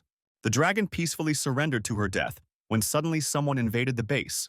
Turk Khaldun, the most bloodthirsty demon king, began an invasion of people, during which the laboratory was destroyed and the dragon finally gained victory. The dragon was able to escape from this disgusting place. And then, for the first time, she felt what it was like to soar high above the ground. The dragon began to search for her relatives. The third dragon told about the cruelty of people and offered to help the demons in the war with them. However, it came as a surprise to her that no one believed her words. After all, by that time, the dragons had already built friendly relations with people and were ready to fight on their side. Few dragons realized that the reason humans wanted to get close to them was because they wanted to sacrifice their bodies for science. They used dragons to conduct their experiments to learn how to become similar and master their magic. But no one accepted this truth. The dragons refused to believe her, as they already had a strained relationship with the demons. The demons also refused to believe the dragon. Therefore, neither among people, nor among demons, nor even among dragons, there was no place for her. Every day, the dragon wondered why she was born at all, since everyone rejected her and she could do nothing. So what was the meaning of her existence? And then the dragon decided to isolate herself from the outside world. In endless darkness and in deep loneliness, he burned alone, awaiting his death. But one day, she met a little demon, Charist. The little girl looked at the dragon and called him Mom. The dragon was surprised and the girl threw herself into his arms. Charista grabbed the dragon's mouth tightly, tears in her eyes, and then the dragon realized that she had finally found the reason for her birth. The girl who appeared out of nowhere was named Charista. Through magic and memory transfer, the dragon was able to see her dark memories. And if dragons were used for experiments by people, then demons mocked her. After all, even among the demons, there was a cruel group that acted independently of the rest, Tarsika. In their research, they studied and analyzed dragon magic, all in order to subjugate them. As soon as Charista hatched from the egg, Tarsika immediately took her away and began experimenting on her. Possessing the highest magical potential among all of her kind, she could use transformation magic from birth, the most difficult dragon magic. And that was the main reason why Tarsika used her. In constant despair and pain, she developed teleportation magic on her own. So she managed to escape from the laboratory, and she wandered alone for a long time, until I met the dragon. It is unknown what it was, a connected fate or an ordinary coincidence. In any case, after everything they had been through, they simply could not remain strangers to each other. After a couple of days, the girl realized that the dragon in front of her was not her mother, and began to address the dragon as a master. The dragon replied that this was true, and added that he was not the parents, so it was better to call him the master. The girl was incredibly happy and thanked him for it. She screamed that the master is almost like a mother, but he argued and said that the master is a master. Over the course of several years, the dragon taught the girl everything she knew: how the world works, how dragons should live, and how to use their magic. Time flew by with her, unlike those days in the past that turned out to be an eternity. One night, the dragon looked at the girl and thanked her. The girl looked at the master in surprise and asked why, but the dragon replied that she just wanted to thank her. The girl asked with a smile, why? Because she still didn't understand. The dragon was happy that she could watch her grow, and every moment spent next to her gave her happiness that could not be described in words. All the pain that the dragon had once experienced because she was born a dragon seemed to disappear, giving way to the beautiful life in which they had each other. However, changes came when they least expected them. One day the dragon felt someone's presence. The dragon looked at the girl and asked who she was. The girl answered in surprise that she was Charista. The dragon looked at her angrily and asked if she was a human or a demon. The girl screamed that she didn't understand anything and asked if this was some kind of test. The dragon roared loudly and said that no matter who takes over, a human or a demon, she will simply finish him off. The girl couldn't believe that this was happening to her. All the dragon dreamed of was to live a happy life next to Calista. But a body that had undergone many experiments could not serve as long as the bodies of other dragons, and it began to collapse, reaching its limit. Calista asked why the master was doing this. Could it be that she really didn't remember who was in front of her? The dragon stopped, looked behind the girl, and remembered her name. The girl continued to ask if the dragon had come to her senses. What happened? The dragon immediately began to apologize. However, at that moment she realized that they had to break up before the dragon stops recognizing her altogether. One morning, the girl woke up and couldn't find her master anywhere. She cried loudly and did not want to believe that she had really been abandoned. However, the dragon did this for the safety of her dear student and flew away as far as she could and then began to prepare for the end of her life, immersing herself in warm memories and forgetting about her again and again. When most of the memories disappeared, the dragon realized that she had very little time left. But one day, she sensed a bittersweet energy from afar and instinctively followed its trail. Today, on the last day of her life, Dragon finally found it. After all, the only thing that remained in her memory about Calista was her energy. Energy of a precious student. But instead, she met another child. For a moment, through the memories of this boy, I realized that he was the child of Calista. The dragon saw her dear student and daughter. She also became a mother and looked at her son with tenderness. And then the dragon firmly decided that she would not let this precious baby die and would protect him. Dying, the dragon remembered the days with Calista and mentally thanked her for not allowing her last days to dictate without any meaning. It was nice for her to see Calista's child at the end of her very, very long life. All these memories flashed before Jack's eyes in a matter of moments. Tears were pouring from his eyes. Jack was saying that all her memories had been passed on to him. However, it was as if he had woken up from a dream, and the more he tried to remember, the faster he forgot. And now I have not a single one left. The guy slowly stood up and said that the only thing he understood was that he died a happy death. Kel realized that this meant that the fortune teller had killed him after all. Ceres immediately took Jack by the shoulders and said that she did not understand why he was crying so loudly if he could not remember the memories. The guy apologized and said that it seemed that the ability he had just received would not be revealed immediately and that it might take time. And in the worst case, it will be weakly expressed or not manifest at all. Kel thought about it and said that in that case they had no choice and would have to wait for Jack's ability to appear. Jack asked what they should do until then. After all, they didn't know when they would encounter their opponents again. Kel said that we needed to find a safe place and asked to show him the map. Ceres immediately created a map and said that where the blue color is, there is the Empire of People, and where the red light is, there is the Kingdom of Demons. And now they are right on the border between them. Kel said he thought it would be best to head south. The girl was surprised and asked why not go deeper into the land of demons, to which Kel replied that his father did not just send him to people, and Kel was sure that his meeting with Ceres was also part of his plan. But since the demon kingdom had fallen, he probably assumed that humans would launch a large-scale invasion into the demon territory. Redhead replied that this is true, and added that after the death of the Demon King, not only the whites became active, but all the other warriors of the human race will take advantage of the moment to exterminate the demons. The maid said that this meant that they had to rally the demons around themselves. Kel folded his arms and said that it was impossible now. After all, they themselves saw how the earth demons trapped our hero as a cowardly son who ran away from the school of combat. And probably the other demons are of the same opinion, which means that our hero doesn't have enough to unite them all yet. Rin immediately said that they could use Ceres, but the redhead replied that only the Demon King could prove that she was later. After all, when she worked for the Reds, she had no right to vote. But what she did under their command will hardly ever be forgiven. Kel said that, in that case, he first needs to create a dungeon by equipping its base, and then he will deal with his reputation so that the demon will follow him of his own free will. He must show his strength. He was immediately supported and told that it was an excellent plan. Kel confidently stated that by achieving more and more successes, they will make the demons believe in them for the fifth and thus prove their worth and become the pillars of the new demon empire. After that, Kel approached the cart and said that they would need time to strengthen their positions and develop a strategy and build a dungeon in the south. And then they immediately supported him. Kel thought that it was nice that despite the clumsy plan, they still supported him. Kel looked at the others, thinking that there were reliable comrades around, but a monster with unimaginable power was on his tail, so it was too dangerous to face the whites now and he needed to get more information. And if he recalled everything that Kel had experienced here, a lot of it resembled a game. From magic spells to the names of monsters, everything was damn familiar. And if the connection between this world and his past life does exist, then Kel can use the power and status of the Demon King's son to get everything he needs. And the knowledge from the past will help him develop a survival strategy. Kel was completely confident that this time victory would definitely be his. Meanwhile, a squad of whites slaughtered one of the demon villages. The demons surrendered, but the whites didn't care. They continued to kill and burn villages. And those who were indignant were killed with particular cruelty.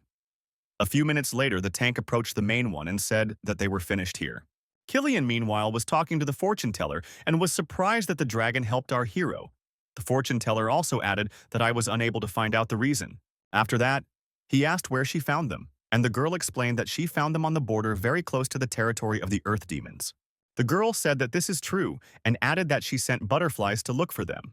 Killian thought for a moment and said that it was unlikely that Kel would venture into the land of demons engulfed in flames. After this, he ordered to pack up and head towards the fortune tellers. The elf looked at her commander in surprise and asked what they should do with the rest of the demons, since it would be better to get rid of them all at once. To which the commanders replied that they would do this only after they had dealt with our hero. A week passed. Kel and his team all this time ran without a break to the south. Kel thought that on the way here, they had encountered white people more than once, and it would be good to avoid meeting them all together, at least until Kel was ready. Suddenly, the unicorn stopped abruptly and refused to gallop further. Jack explained that the animals realized that they could not survive in the conditions that lay ahead. Kel replied that it was no problem because they had already reached the right place. Jack got off his unicorn and wished him a good journey, after which they all said goodbye. It was quite cold here, and the maid said that in such weather not only people but also demons would have a hard time. Kel replied that this location was ideal and suggested looking for a suitable place. Meanwhile, one of the fortune teller's butterflies came across 4 unicorns. The fortune teller was surprised when she learned that they were moving north. What confused her even more was that there were exactly 4 of them. Our heroes, meanwhile, found something interesting and thought that a cave on such an island would be the safest option. Kel looked at Jack and asked if he could clarify if there was anyone there or not, and if there were monsters on it at all. But Jack apologized and said that his inner eye only responded to nature. Ceres approached the boats that were here and said that judging by how old they were, there had been no people here for a long time. Kel asked if they could use these boats, and she replied that they looked quite suitable. The island was only 200 meters from the shore. It's not that far, but the depth is significant, and the waves are also strong. So, Kel thought that they would quickly notice if someone decided to invade here. When they entered the cave, Kel said that the entrance here was much wider than he had previously thought, and asked the redhead to cast illusion magic on the cave. She quickly did her job, and they moved a little deeper. Kel noticed that it looked like someone had already lived here, so he suggested looking around first. Suddenly, they came across a fork in the road. Kel looked at Jack and asked him to describe the directions. The guy explained that on each side there is a narrow path that leads to its own room, and then they narrow and connect to a more spacious room at the end. It is deeper than the previous ones. On the side there is a small exit from the cave. Kel suggested that we split up and explore both routes and then meet in that room. Ceres hugged our hero and declared that she would go with him. Rin immediately grabbed our hero by the hand and declared that she would go with the master. She said that no one knows what might happen in these tunnels, so the strongest must split up. Ceres thought about it and said that this was indeed the case, so she would go with Jack. Kel asked them to make sure to check anything that might raise suspicion, and then meet at the center. Jack and the redhead went in their direction and noticed that the stones here were emitting light. The redhead explained that these were light stones, and that ice and light magic was used to create them. And since they were still burning, she had done everything with a truly skillful move. Suddenly, the redhead said that she still doesn't trust Jack. The guy apologized and asked what she was getting at. The girl looked back and said that they were on the same team only because Kel trusted him. However, she was not one of those who made friends easily. The guy closed his eyes and said that in that case she could not bother calling him her comrade and could simply consider him a slave. Upon hearing this, the girl immediately turned away and said that she still didn't like him.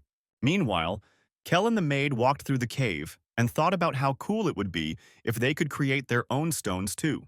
Suddenly, the maid asked our hero to stop and said that there was a tricky stone here, and added that it was good that she noticed it. Otherwise, they could have tripped.